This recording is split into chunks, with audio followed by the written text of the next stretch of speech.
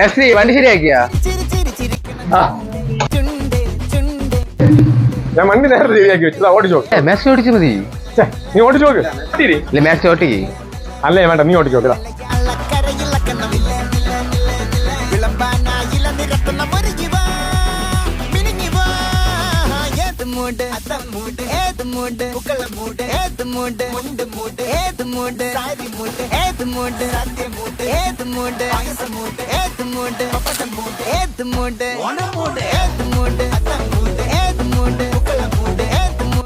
നസ്രി വണ്ടി ഇപ്പൊ കൊണ്ടുവരൂ.